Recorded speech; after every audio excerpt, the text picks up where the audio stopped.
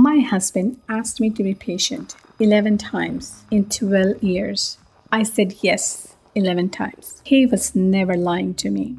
I need you to understand that before anything else, because it's the whole reason it took me 12 years.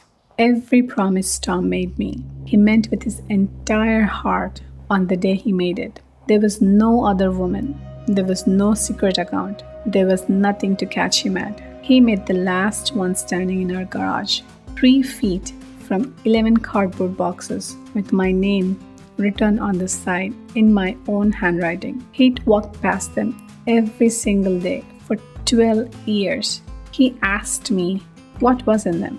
Tom is the most genuinely optimistic person I have ever met, and I don't say that as an insult. When I met him at 26, he made the future sound like a place we were definitely going, not a fantasy, a destination. He'd sketch it out on the back of a receipt. He believed it so completely that being near him felt like being warm.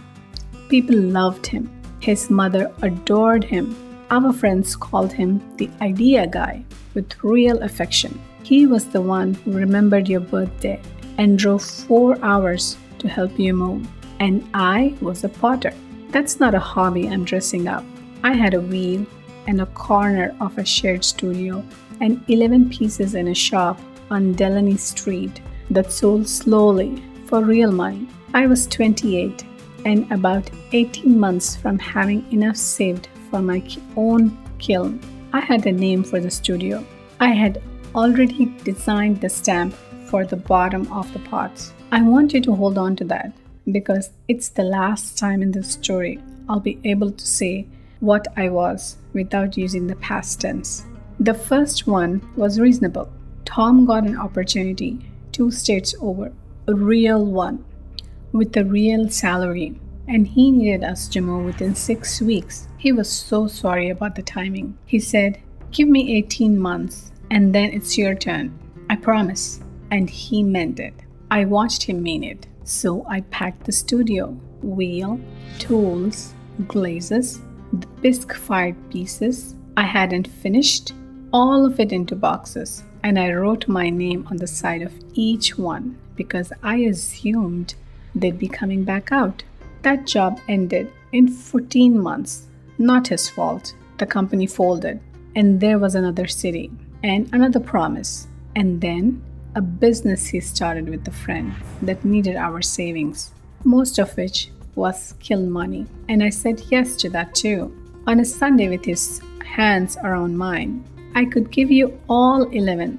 I won't because they blur, and the blur is its own kind of answer. But I'll give you one because this is the one I still can't get out from under. By year 8, I had almost clawed it back. I'd taken the medical billing job, good at it, hated it, every day. And quietly, without telling him, I'd saved enough for the kiln again. I'd found a reconditioned one, the right size, 2 hours away. I had the money in an envelope. I had the date circled. For the first time in years, I felt like a person with the future instead of a person holding someone else's. I told him at dinner. I was almost shy about it, and his face did something complicated. And he took my hands and he said, the timing was incredible, actually, because he'd just been about to tell me there was a thing, a real thing, a partner and a lease and a 2-week window. And if we moved the kiln money into it for just 18 months, we could do both. We could do it properly, and then it's your turn. And this is the one that buys you the studio you actually deserve, not some reconditioned box from a garage 2 hours away. I gave him the envelope. I want you to understand, he wasn't taking it from me. He was so happy. He thought he was giving me something bigger. That's the part that took me years to see, that every single time he genuinely believed he was about to make my life larger, right up until the moment it made his larger instead. Here's what every one of the 11 had in common. Each required something from me, a move, a job I didn't want, money, a year, and not one ever required anything from him except sincerity, which he had an unlimited supply of. I hated that billing job for 9 years, and every year or so, Tom would take my hand and say the thing, "Your turn is next, I promise." And here's the part that still knocks the wind out of me. He was never once pretending. I could have left. I want to be really clear about this because I know what it sounds like from outside. I wasn't trapped. There was no violence, no threats, no money withheld. I had a job. I had my own car.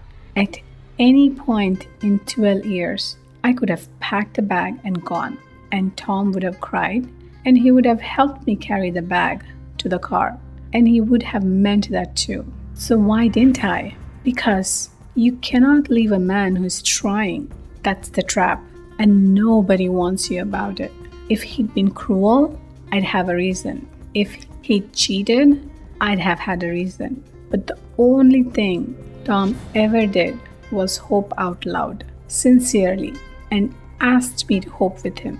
What was I going to tell people?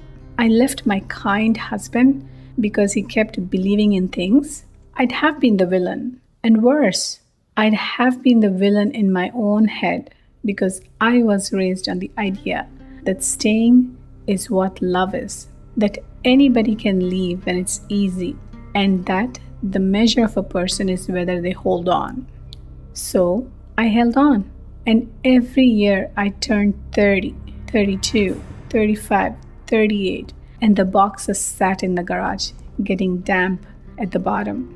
And I stopped telling new people I made pottery because they'd asked to see something and I didn't have anything to show them. The worst night wasn't a fight. It was a party where a woman asked me what I did, and I heard myself saying medical billing, and then I heard myself add apologetically, "It's boring, I know." I went and sat in the bathroom for 10 minutes. I wasn't crying. I was trying to remember the name I'd picked for the studio, and I couldn't. A few weeks after that, I was looking for a phone charger in the garage, and my hand closed on something small and hard in the box I hadn't meant to open. I brought it out into the light. It was a little brass stamp, the kind you press into wet clay to mark the bottom of a pot. Someone had designed it carefully. You could see that. A nice mark, a good, clean design. It took me a full second to understand it was mine, that I had made it, that the initials on it were the ones I'd wanted every pot I ever sold to carry. I put it back in the box, and I closed the box, and I went back to looking for the charger. I didn't let myself think about why my hands were shaking. I know why now. The thing that finally moved was very small, and it happened in a grocery store. I was in a line behind a woman buying flowers for herself, not a bouquet for someone. She'd picked out these ordinary supermarket sunflowers, and she was buying them for her own kitchen on a Tuesday. And something about it went into me like a splinter. I sat in the parking lot afterwards, and I did something I'd been avoiding for over a decade. I did the math. 11 promises, 12 years, and I made myself go through them one by one and asked a single question about each. What did this cost him? Not what did it cost us? What did it cost him? And the answer, 11 times out of 11, was nothing. Every promise Tom ever made me was paid for entirely with my money. My years, my career, my body sitting in a chair doing medical billing. He never had to keep a single one of them because making the promise was already enough. It bought him another year of me being patient. The promise wasn't the plan, it was the payment. And I understood, finally, sitting in a Kmart parking lot at 41, that I hadn't been believing in Tom. I'd been financing him. I didn't confront him. There was nothing to confront. That's what I couldn't make anyone understand, including my sister. He hadn't done anything. You can't hold a man accountable for meaning it. So I did the only thing there was to do, which was to stop paying. Not dramatically. I didn't announce anything. Tom came to me about 4 months later with the next one. And it was a good one. Honestly, the best pitch he'd made in years. A franchise thing with a friend from the gym. And he needed us to take out a line of credit against the house. And he took my hands and he said it. This is the one. And then it's your turn. I promise. 12 years. I said yes. I said, I am not going to do that. He waited for the rest of the sentence. There wasn't any more of it. I wasn't angry. I didn't have a speech. I didn't say, because you always say that. I just declined, the way you decline a second helping. And he was hurt. And then he was baffled. And then, over the following weeks, he was fine. Because he assumed it was a mood. That's the part that told me the most. He genuinely believed I'd come back around. Because for 12 years, I always had. He didn't fight for it. He just waited for the weather to change. Meanwhile, I did 3 quiet things. I applied to rent a corner of a studio across town. I put the medical billing job on notice in my own head and started saving in an account with only my name on it. And I stopped saying, we'll see about my own life. The franchise thing collapsed before it started. The friend from the gym pulled out. It would have taken the house. I want to be honest, there was no triumph in it. I felt sick. Tom sat on the edge of the bathtub with his head in his hands, and I sat on the floor across from him. And I loved him, and there was nothing to say. But something had changed in the room, and he could feel it. And that Saturday, he came to find me in the garage. I'd pulled the boxes out from the back wall, 11 of them, water stained along the bottom. My own handwriting on the side, gone soft and gray with 12 years of damp. Tom stood in the doorway, looking at the boxes, and he said, "What's all this? What's in the boxes?" 12 years. He had parked his car beside them every day for 12 years. My name was on the side of everyone in my handwriting, in letters 4-inch high. He wasn't being cruel. He wasn't playing dumb. He looked at me with complete, open, guileless curiosity because he genuinely, sincerely did not know. And I realized he'd never once wondered, not in 12 years, not while he was making a single one of those promises about my turn. He had promised me my studio 11 times without ever having been curious enough to walk 10 feet across his own garage and lift a lid. He didn't know what he's been promising to give back because he'd never known what he took. We are divorcing now. It took a year and it was gentle, which surprised everybody, including us. He's not a bad man. I want that on the record because I know how this sounds, and it would be so much simpler if he'd been a bad man. He calls sometimes. He's doing okay. He's got something new he's excited about. And I hope with everything I've got that this is the one, and that whoever's standing next to him now gets to keep her own boxes open. I opened all 11 of them on a Sunday, alone, with the garage door up. Most of it was ruined. The glazes had gone solid. 2 of the bisque pieces had cracked straight through. There was a bag of clay in the bottom of the box, 4 that had dried into something like a brick. 12 years past any use to anyone.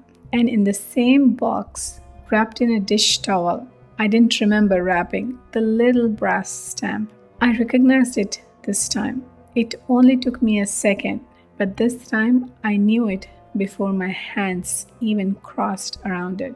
Mine, my mark, the one I'd wanted on the bottom of every pot I ever made. I sat on the concrete floor and held it in for a while, and then I held the brick of dead clay in both hands. 12 years past saving. Then I threw the clay in the trash, and I ordered 40 pounds of new, and it came on a Thursday, and I put my hands into it that same night, the stamp on the bench beside me, ready for the first time in 12 years with something to press it on. Here's what nobody tells you. Your hands remember 12 years of agreeing not to, and they still remember. They know exactly what to do the second you finally let them. If this one hit home, this channel is about the quiet moment good people stop protecting the ones who hurt them. Subscribe. I'll tell you another.